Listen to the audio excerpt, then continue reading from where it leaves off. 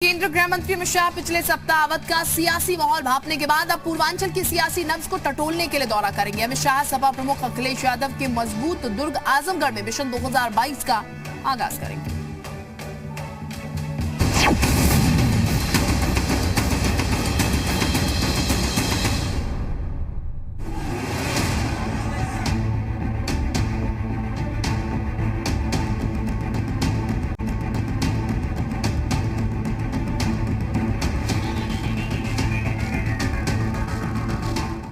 दूरदृष्टि और पक्का इरादा लिए बीजेपी के चाणक्य अमित शाह पूर्वांचल की सियासत को साधने आजमगढ़ पहुंचेंगे। 13 नवंबर को यूपी की सत्ता के मुख्य दुर्ग को फतेह करने का चुनावी बिगुल आजमगढ़ से फूंकने की तैयारी है और शाह इसी रणनीति के तहत आजमगढ़ पहुंच रहे हैं। आगामी 13 नवंबर को भारतीय जनता पार्टी के पूर्व राष्ट्रीय अध्यक्ष और देश के यशस्वी गृह मंत्री आदरणीय अमित शाह जी आजमगढ़ के दौरे पर रहेंगे। आजमगढ़ में बनने वाले विश्वविद्यालय का शिलान्यास करेंगे और इस विश्वविद्यालय के बनने से आजमगढ़ ही नहीं बल्कि आसपास के जिलों के भी छात्रों को लाभ मिलेगा। पूर्वांचल एक अहम क्षेत्र है और शुरू से ही भारतीय जनता पार्टी की दृष्टि पूर्वांचल के विकास की तरफ रही है। पूर्वांचल विकसित हो तभी पूरे उत्तर प्रदेश का विकास होगा। आजमगढ़ पूर्व सीएम अखिलेश यादव का गढ़ माना जाता है और ऐसा कहा जा रहा है कि मिशन 2022 के लिए अखिलेश और राजभर का गठबंधन पूर्वांचल में बीजेपी के लिए खतरे की घंटी है। यही वजह है कि पीएम मोदी के दौरे के बाद अमित शाह ने यूपी पर फोकस तेज कर दिया है। शाह का पूर्वांचल दौरा। अमित शाह 12 नवंबर को 3 दिवसीय पूर्वांचल दौरे पर आएंगे। 12 नवंबर को पीएम मोदी के संसदीय क्षेत्र वाराणसी पहुंचेंगे। यहाँ सीएम योगी बीजेपी अध्यक्षों के साथ मिलकर 8 बैठक करेंगे। इसके बाद 13 नवंबर को वो समाजवादी पार्टी के गढ़ अखिलेश यादव के संसदीय क्षेत्र आजमगढ़ में हुंकार भरेंगे।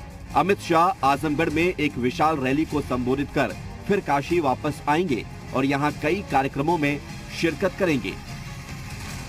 पूर्वांचल की सियासी नब्ज को बहुत करीब से जानने वाले अमित शाह वाराणसी और आजमगढ़ के दौरे पर रहेंगे।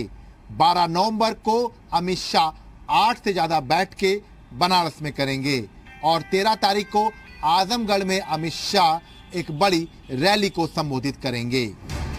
दरअसल बीजेपी के प्रदेश प्रभारी के तौर पर अमित शाह की यूपी की राजनीति पर गहरी पकड़ थी। यही वजह है कि 2014 के लोकसभा और 2017 के विधानसभा चुनाव में उनकी रणनीति के दम पर पूर्वांचल में बीजेपी ने क्लीन स्वीप किया। साल 2019 में भी उन्होंने पूर्वांचल के लिए खास रणनीति के साथ काम किया और विरोधियों को मात दी थी। पूर्वांचल में जाति बेस राजनीति कुछ ज्यादा ही होती है और यही आलम है कि निषाद पार्टी, अपना दल सोनेलाल और ओम प्रकाश राजभर की सुभाषपा जाति विशेष राजनीति करने में माहिर हैं।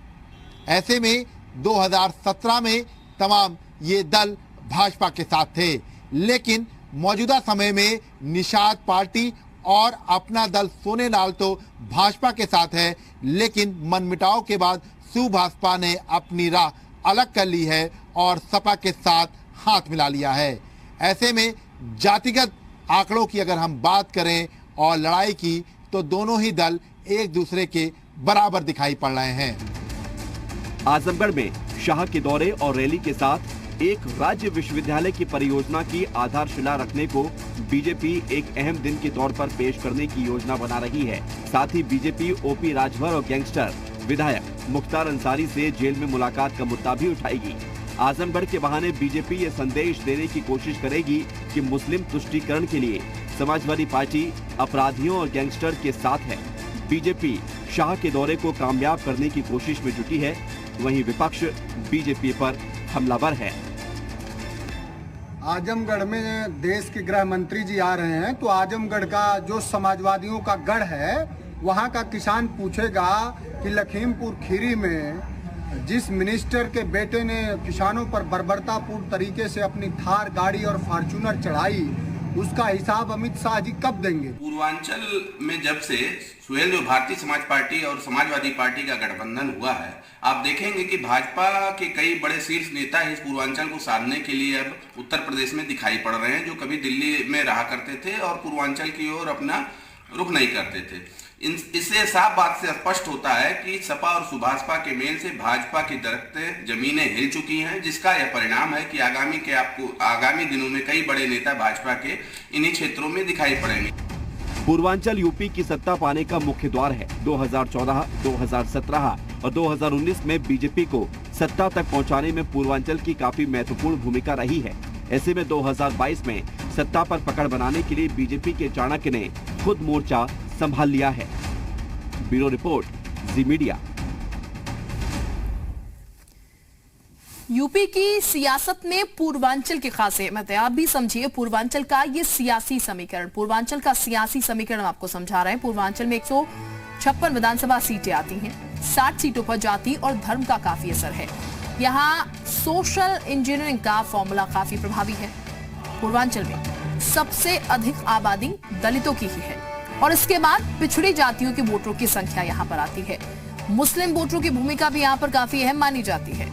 इसके अलावा दलित वोटरों की संख्या की अगर हम बात करें तो 20% से ज्यादा दलित वोटर्स यहाँ पर मौजूद हैं। मुस्लिम वोटरों की संख्या 15% से ज्यादा है। निषाद वोटरों की अगर हम बात करते हैं तो ये संख्या 4% के तकरीबन है। राजभर वोटर्स भी 4% के करीब ही है। सोनकर वोटरों की संख्या 2% है। इसके अलावा कुर्मी वोटरों की संख्या 5% यहाँ पर है। कुम्हार वोटरों की संख्या 3%, मौर्य कोरी वोटरों की संख्या 4% यहाँ पर है। अब 2017 में किस पार्टी ने कितनी सीटें यहाँ पर जीती थी वो भी हम आपको ग्राफिक्स के जरिए बताते हैं।